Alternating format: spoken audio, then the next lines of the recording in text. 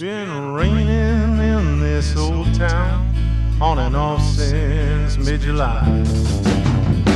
My pickup's slowly rusting, and mister, so am I. Been working so hard lately, feels like I'm doing 5 to 10. And I haven't tasted romance since I can't remember when. I just wish I could end this yearning with another bottle of beer. But even fine Kentucky bourbon has lost all of its cheer. I got a thirst for someplace new where the sun shines near and far. And they say nothing soothes an aching heart like a glass of Pinot Noir.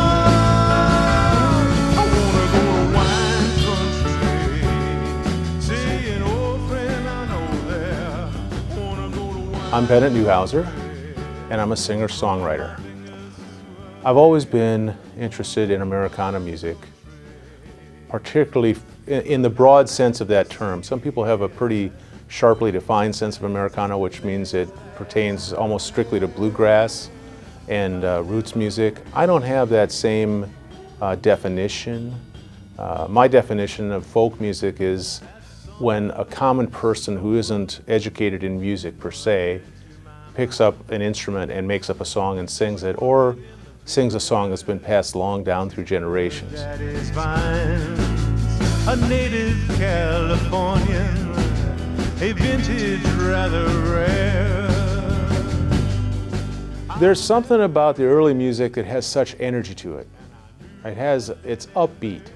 Even when they were singing kind of sad songs, in some ways, there was an upbeatness to it. I can't remember. I wish I could quote the person and give you the name that I heard this from, but I read one time where somebody said that Elvis was a boy playing with the blues, and I thought that was a really good description because the blues, the country blues, the Chicago blues, come out of a lifestyle that's harsh, and a lot of the songs are harsh, and the idea of having fun with the blues is kind of ironic, and yet that's exactly what Elvis was doing.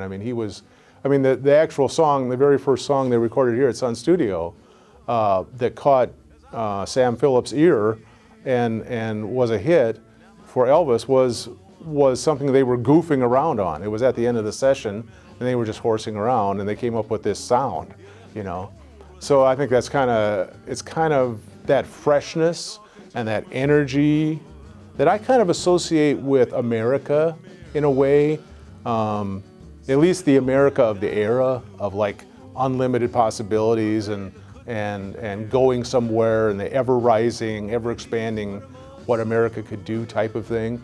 Who's gonna listen to this story? Darling, now that you are gone, there's only one person I can turn to. Since you left me all alone, you got me talking to myself. I'm practicing every word I say. If you give me half a chance, I deserve the silent treatment. I admit that I was wrong.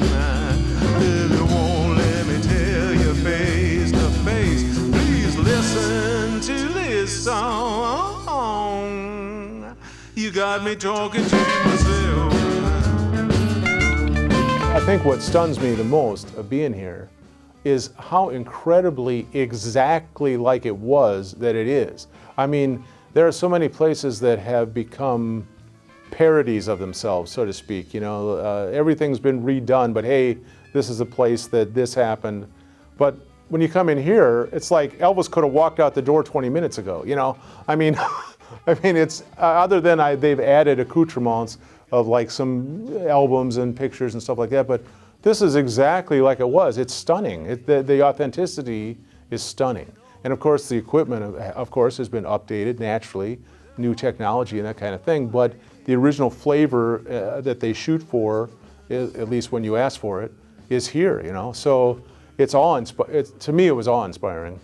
And Bob Dylan was saying that he looked at himself as a link in a chain, and that Woody Guthrie looked at himself as a link in a chain that carried on and carried on and carried on over generations. And so I kind of think of myself that way. And again, I'm not trying to be grandiose and compare myself to the talents who were here, but I am comparing myself in the sense of my attitude toward it. And I think if I had been born in that era, I would have been this is where I would have been anyway. But also, I guess there's a nostalgia and a sense of a pilgrimage. I use that term very carefully. I don't want to offend anybody's spiritual beliefs, but it's kind of a spiritual thing to come to the place where everything, which was the point of origin, if you will. We'll laugh and play some tunes and gaze up at the stars. Meet me at the moon tower. It's our confidential club. It's not so continental, but baby, there's love. And if I lose my mind out on Congress Avenue by the light of my button hair, you'll know just what to do. Meet me at the moon tower. It's the only place to be. It'll shine down like an angel, watching over you and me. Meet me at the moon tower. I've never before done a specifically country album. And it's another irony to me that I've always been, enthused and inspired by lots of different strains of rock and all strains of music. I love all kinds of music, opera, blues, jazz, you name it. I'll listen to it. If it's good, I'll listen to it. But over the years, my songs keep coming out country. So I finally decided, you know what, I'm going to make a country album.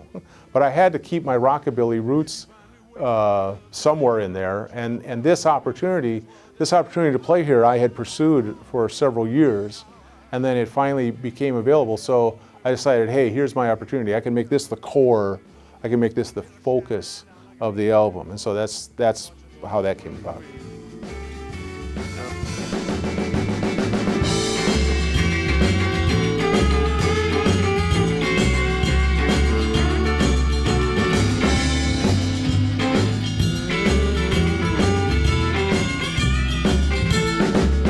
So I would hope it would find an audience who actually wants to listen to songs that have meaning. And that's true of all the songs I've ever written. I mean, I've written my fair share of frivolous songs, but mostly they've been kind of introspective or philosophical. So it's kind of a oxymoron to say philosophical country, but I hope it'll find an audience that's willing to say, oh, here's a guy who's a songwriter who's doing country, as opposed to, say, a country songwriter per se.